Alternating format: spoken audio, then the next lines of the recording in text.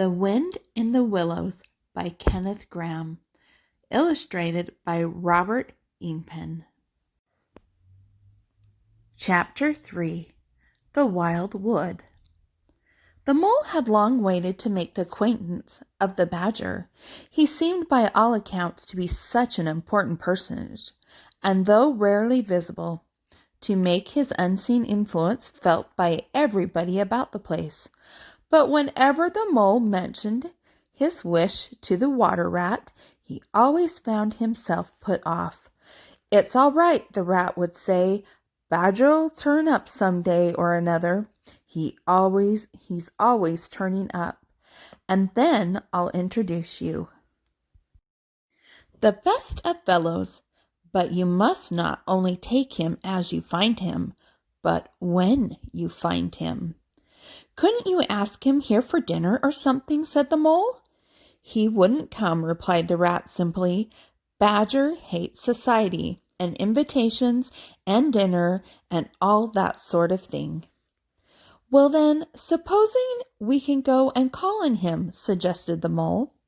"Oh, I'm sure he wouldn't like that at all," said the rat, quite alarmed. "He's so very shy. He'd be sure to be offended. I've never even ventured to call on him at his own home myself, though I know him so well. Besides, we can't. It's quite out of the question, because he lives in the middle of the wild wood."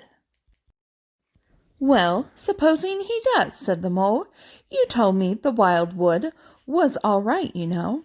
"Oh, I know, so it is," replied the rat evasively, "but I think we won't just go there now. Not just yet. It's a long way, and he wouldn't be at home at this time of year anyhow, and he'll be coming along some day. If you'll wait quietly." The mole had to be content with this, but the badger never came along, and every day brought its amusement.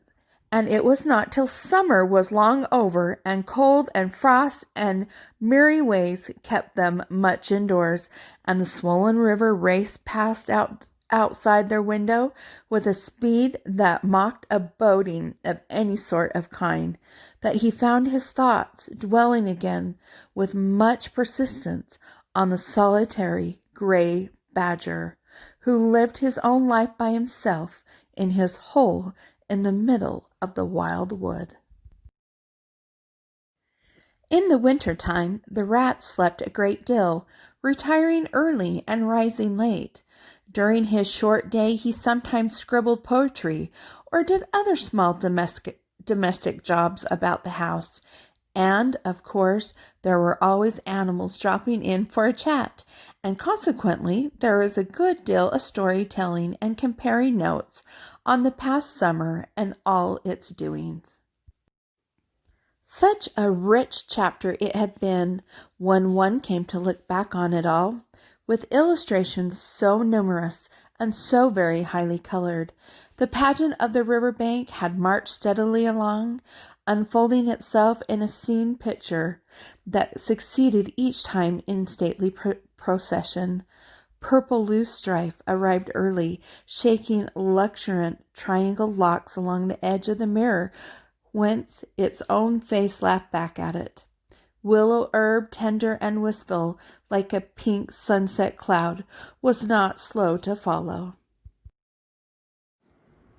Comfrey, the purple hand in hand with the white, crept forth to take its place in the line, and at last one morning the defiant and delaying dog rose, stepped delicately on the stage, and one knew as if string music had announced it in stately chords that strayed into a gavotte, that June at last was here.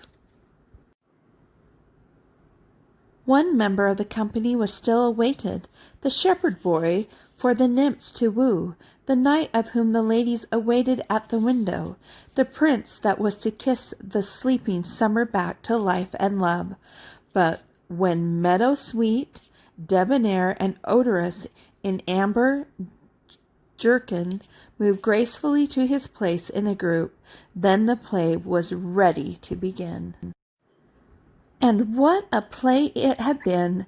Drowsy animals snug in their holes while wind and rain were battering at their doors recalled still keen mornings, an hour before sunrise, when the white mists, and yet undispersed, clung closely along the surface of the water. Then the shock of the early plunge, the scamper along the bank, and the radiant transformation of earth, air, and water, when suddenly the sun was with them again, and gray and gold, and color was born and sprang out of the earth once more. They recalled the languorous siesta of hot midday, deep in green undergrowth, the sun striking through in tiny golden shafts and spots, the boating and bathing of the afternoon, the rambles along dusty lanes and through yellow cornfields, and the long, cool evening at last, when so many threads were gathered up, so many friendships rounded, and so many adventures planned for the morrow. There was plenty to talk about on those short winter days when the animals found themselves around the fire.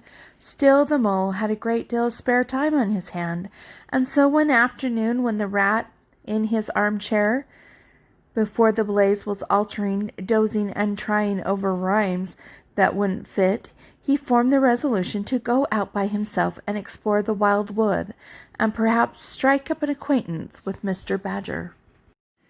It was a cold, still afternoon with a hard, steely sky overhead when he slipped out of the warm parlor into the open air. The country lay bare and entirely leafless around him, and he thought that he had never seen so far and so intimately into the inside of things as on that winter day when nature was asleep in her annual slumber and seemed to have kicked the clothes off. Copes, dells, quarries, and all hidden places, which had been mysterious mines for exploration in leafy summers, now exposed themselves with their secrets pathetically, and seemed to ask him to overlook their shabby poverty for a while, till they could rot in rich masquerade as before, and trick and entice him with the old deception. It was pitiful in a way, and yet cheering, even exhilarating. He was glad that he liked the country undecorated, hard, and stripped of its finery. He had got down to the bare bones of it, and they were fine and strong and simple. He did not want the warm clover and the play of seeding grasses, the scenes of quickset, the billowy drapery of beech and elm seemed best away, and with great cheerfulness of spirit he pushed on towards the wild wood, which lay before him, low and threatening, like a black reef in some still southern sea. There was nothing to alarm him at first entry. Twigs crackled under his feet, logs tripped him, fungus on stumps resembled caricatures, and startled him for the moment by their lightness as something familiar and far away. But that was all fun and exciting.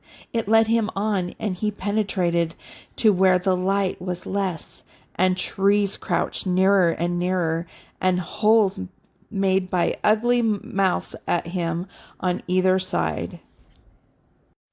Everything was very still now. The dusk advanced on him steadily, rapidly, gathering in behind and before, and the light seemed to be draining away like flood water. Then the faces began. It was over his shoulder and indistinctively that he first thought he saw a face, a little evil wedge-shaped face, looking out at him from a hole. Then he turned and confronted it. The thing had vanished. He quickened his pace, telling himself cheerfully not to begin imagining things, or there would be simply no end to it. He passed another hole, and another, and then yes, no, yes, certainly a little narrow face with hard eyes had flashed up for an instant from a hole and was gone. He hesitated, braced himself up for an effort, and strode on. Then suddenly, and as if it had been so all the time, every hole, far and near, and there were hundreds of them, seemed to possess its face, coming and going rapidly, all fixing on him glances of malice and hatred, all hard-eyed and evil and sharp. If he could only get away from the holes in the bank, he thought, there would be no more faces. He swung off the path and plunged into the untrodden place of the wood. Then the whistling began. Very faint and shrill it was, and far behind him.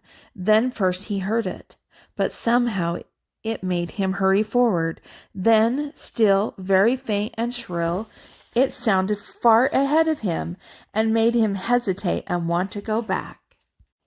As he halted in indecision, it broke out on either side and seemed to be caught up and passed on throughout the whole length of the woods to its farthest limit. They were up and alert and ready, evidently, whoever they were, and he was alone and unarmed and far from any help, and the night was closing in. Then the pattering began. He thought it was only falling leaves at first, so slight and delicate was the sound of it.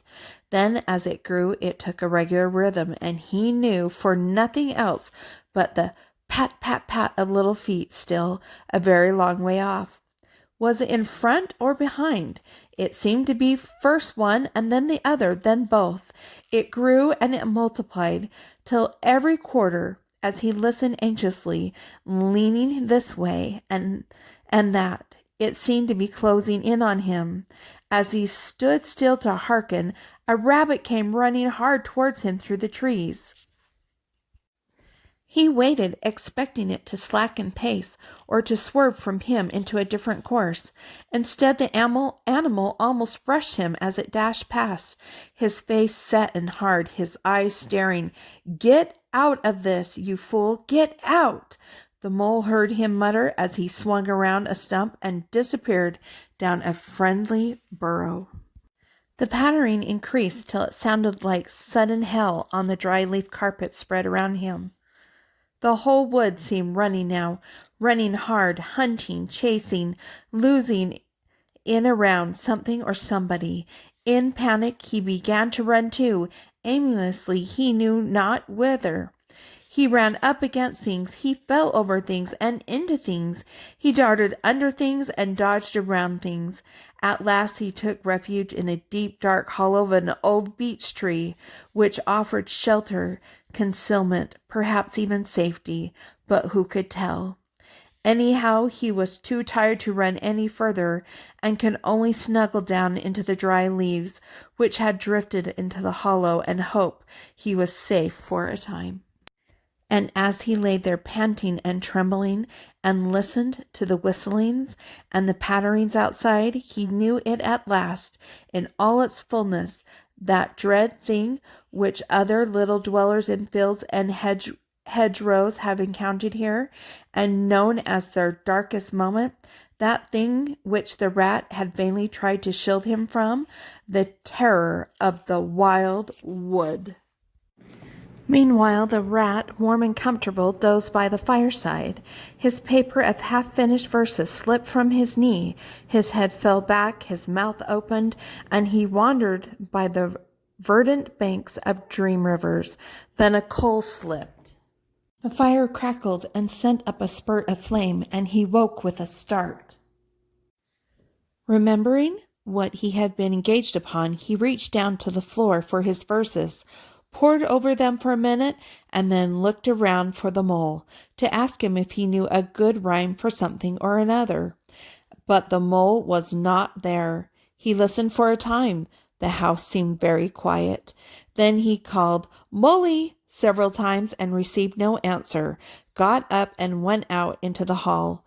The mole's cap was missing from its accustomed peg. His galoshes, which always lay by the umbrella stand, were also gone. The rat left the house and carefully examined the muddy surface of the ground outside, hoping to find the mole's tracks. There they were, sure enough. The galoshes were new, just bought for the winter, and the pimples on their soles were fresh and sharp. He could see the imprints of them in the mud, running along straight and purposefully, leading direct to the wild wood. The rat looked grave and stood in deep thought for a minute or two. Then he re-entered the house, strapped a belt around his waist, shoved a brace of pistols into it, took up a stout cudgel that stood in a corner of the hall, and set off for the wild wood at a smart pace. It was already getting towards dusk when he reached the first fringe of trees and plunged without hesitation into the wood, looking anxiously on either side for any sign of his friend. Here and there wicked little faces popped out of holes, but vanished immediately at the sight of the valorous animal, his pistol and the great ugly cudgel in his grasp, and the whistling and pattering which he had heard quite plainly on his first entry, died away and ceased, and all was very still. He made his way manfully through the length of the wood to its furthest edge. Then, forsaking all paths, he set himself to traverse it, laboriously working over the whole ground, and all the time calling out cheerfully, "Molly, Molly, Molly! Where are you? It's me. It's Old Rat." He patiently hunted through the woods for an hour or more. Then at last, to his joy, he heard a little answering cry. Guiding himself by the sound, he made his way through the gathering darkness to the foot of an old beech tree with a hole in it, and from out of the hole came a feeble voice saying, "Ratty, is that really you?" The rat crept into the hollow, and there he found the mole, exhausted and still trembling. "Oh, Rat," he cried, "I've been so frightened, you can't think." "Oh, I quite understand," said the rat smoothingly. "You shouldn't really have gone and done it, Mole. I did my best to keep you from it. We river bankers, we hardly ever come here by ourselves. If we have to come, we come in couples at least. Then we're generally all right. Besides, there are 100 things one has to know, which we understand all about, and you don't, as yet. I mean passwords and signs and sayings which have power and effect, and plants you carry in your pocket, and verses you repeat, and dodges and tricks you practice, all simple enough when you know them. But they've got to be known if you're small, or you'll just find yourself in trouble. Of course, if you were badger or otter, it would be quite another matter. Surely the brave Mr. Toad wouldn't mind coming here by himself, would he?" inquired the mole. "Old Toad?" said the rat, laughing heartily. "He wouldn't show his face here alone, not for a whole hatful of golden guineas. Toad wouldn't." The mole was greatly cheered by the sound of the rat's careless laughter, as well as by the sight of his stick and his gleaming pistols, and he stopped shivering and began to feel bolder and more himself again. "Now then," said the rat presently, we really must pull ourselves together and make a start for home while there's still a little light left. It will never do to spend the night here, you understand? Too cold, for one thing." "Dear Ratty," said the poor mole, "I'm dreadfully sorry, but I'm simply dead beat, and that's a solid fact. You must let me rest here a while longer and get my strength back, if I'm to go home at all." "Oh, all right," said the good-natured rat. "Rest away. It's pretty nearly pitch dark now, anyhow, and there ought to be a bit of a moon later." So the mole got well into the dry leaves and stretched himself out, and presently dropped off into sleep, through of a broken and troubled sort, while the rat covered himself up, too, as best as he might for warmth, and laid patiently waiting with a pistol in his paw. Then at last the mole woke up, much refreshed and in his usual spirits. The rat said, "Now then, I'll just take a look outside and see if everything's quiet, and then we really must be off." He went to the entrance of the retreat and put his head out. Then the mole heard him saying quietly to himself, "Hello, hello! Here is a go." "What's up, Ratty?" asked the mole. "Snow is up," replied the rat briefly, "or rather down. It's snowing hard." The mole came and crouched beside him, and looking out saw the wood that had been so dreadful to him in quite a changed aspect. Holes, hollows, pools, pitfalls, and other black menaces to the wayfarers were vanishing fast, and a gleaming carpet of fairy was springing up everywhere that looked too delicate to be trodden upon by rough feet. A fine powder filled the air and caressed the cheek with a tingle in its touch, and the black boles of the tree showed up in the light that seemed to come from above. Well, well, it can't be helped, said the rat, after pondering. We must make a start and take our chance, I suppose.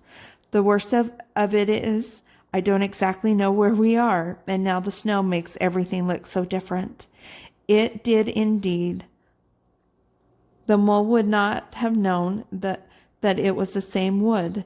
However, they set out bravely and took the line that seemed most promising, holding on to each other and pretending with invincible cheerfulness that they recognized an old friend in every fresh tree that grimly and silently greeted them, or saw openings, gaps, or paths with a familiar turn in them, in the monotony of white space and black tree trunks that refused to vary. An hour or two later, they had lost all count of time.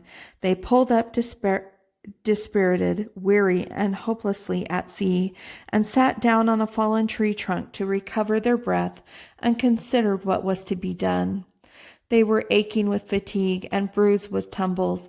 They had fallen into several holes and got wet through the snow, was getting so deep that they could hardly drag their little legs through it, and the trees were thicker and more like each other than ever. There seemed to be no end to this wood, and no beginning, and no difference in it, and worst of all, no way out. We can't sit here very long, said the rat. We have to make another push for it and do something or other. The cold is too awful for anything, and the snow will soon be too deep for us to wade through. He peered about him and considered. Look here, he went on. This is what occurs to me. There's a sort of a dell down here in front of us where the ground seems all hilly and humpy and hummocky.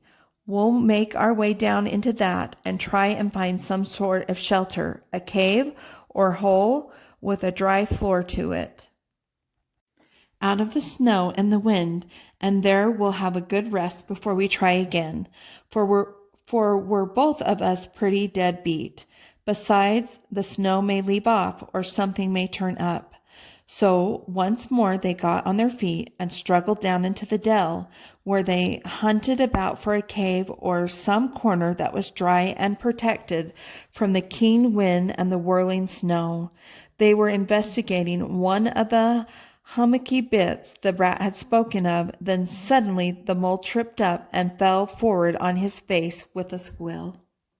"Oh, my leg," he cried. "Oh, my poor shin." And he sat up on the snow and nursed his leg in both his front paws. "Poor old mole," said the rat kindly. "You didn't seem to be having much luck today, do you? Let's have a look at the leg. Yes," he went on, going down on his knees to look. "You've cut your shin, sure enough. Wait till I get my handkerchief and I'll tie it up for you."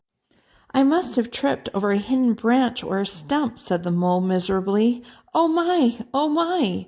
"It's a very clean cut," said the rat, examining it again attentively.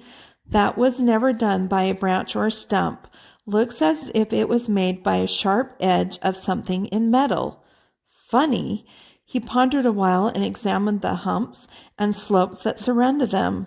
"Well, never mind what done it," said the mole, forgetting his grammar in his pain. "It hurts just the same, whatever done it." But the rat, after carefully tying up the leg with his handkerchief, had left him and was busy scraping in the snow. He scratched and shoveled and explored, all four legs working busily, while the mole waited impatiently, remarking at intervals, "Oh, come on, rat." Suddenly the rat cried, "Hooray!" and then, "Hooray, hooray, hooray, hooray," and fell to executing a feeble jig in the snow. "What have you found, Ratty?" asked the mole, still nursing his leg. "Come and see," said the delighted rat as he jigged on. The mole hobbled up to the spot and had a good look. Well, he said at last slowly, I see it right enough. Seen the same sort of thing before, lots of times. Familiar object, I call it. A door scraper. Well, what of it? Why dance jigs around a door scraper? But don't you see what it means, you dumb-witted animal? Cried the rat impatiently. Of course I see what it means, replied the mole. It simply means that some very careless and forgetful person has left his door scraper laying about in the middle of the wild wood, just where it's sure to trip everybody up. Very thoughtless of him, I call it. When I get home, I shall go and complain about it to somebody or other. See if I don't. Oh dear, cried the rat in despair at his obtuseness. Here, stop arguing and come and scrape. And he set to work again and made the snow fly in all directions around him. After some further toil, his efforts were rewarded, and a very shabby doormat lay exposed to view. There, what did I tell you? Exclaimed the rat in great triumph. Absolutely nothing whatever, replied the mole with perfect truthfulness. Well now, he went on, you seem to have found another piece of domestic litter done for and thrown away, and I suppose you're perfectly happy. Better go ahead and dance your jig around that if you've got to, and get it over, and then perhaps we can go on and not waste any more time over rubbish heaps. We can eat a doormat, or sleep under a doormat, or sit on a doormat, and sled home over the snow on it, you exasperating rodent. Do you mean to say, cried the excited rat, that this doormat doesn't tell you anything? Really, rat, said the mole quite pettishly, I think we've had enough of this folly. Who ever heard of a doormat telling anyone anything? They simply don't do it. They are not that sort at all. Doormats know their place. Now look here, you thick-headed beast, replied the rat, really angry. This must stop. Not another word, but scrape, and scratch and dig and hunt around, especially on the sides of the hammocks, if you want to sleep dry and warm tonight, for it's our last chance. The rat attacked a snowbank beside them with ardor, probing with his cudgel everywhere and then digging with fury, and the mole scraped busily too, more to oblige the rat than for any other reason, for his opinion was that his friend was getting light-headed. Some 10 minutes' hard work, and the point of the rat's cudgel struck something that sounded hollow. He worked till he could get a paw through and fill, then called the mole to come and help him. Hard at it went the two animals, till at last the results of their labor stood full in view of the astonished and hitherto incredulous mole. In the other side of what seemed to be a snowbank stood a solid-looking little door painted a dark green. An iron bell pull hung by the side, and below it, on a small brass plate, neatly engraved in square capital letters, they could read by the aid of the moonlight, Mr. Badger. The mole fell backwards on the snow from sheer surprise and delight. Rat, he cried in penitence, you're a wonder, a real wonder, that's what you are. I see it all now. You argue it out step by step in that wise head of yours from the very moment that I fell and cut my shin, and you looked at the cut, and at once your majestic mind said to itself, door scraper. And then you turned to and found the very door scraper that done it. Did you stop there? No, some people would have been quite satisfied, but not you. Your intellect went on working. Let me only just find a doormat, says you to yourself, and my theory is proved. And of course you found your doormat. You're so clever. I believe you could find anything you liked. Now, says you, that door exists as plain as if I saw it. There's nothing else remains to be done but to find it. Well, I've read about that sort of thing in books, but I've never come across it before in real life. You ought to go where you'll be properly appreciated. You're simply wasted here among us fellows. If I only had your head, Ratty. But as you haven't, interrupted the rat rather unkindly, I suppose you're going to sit on the snow all night and talk. Get up at once and hang on to that bell pull you see there, and ring hard, as hard as you can while I hammer." While the rat attacked the door with his stick, the mole sprang up at the bell pull, clutched it, and swung there, both feet well off the ground, and from quite a long ways off they could faintly hear a deep-toned bell respond.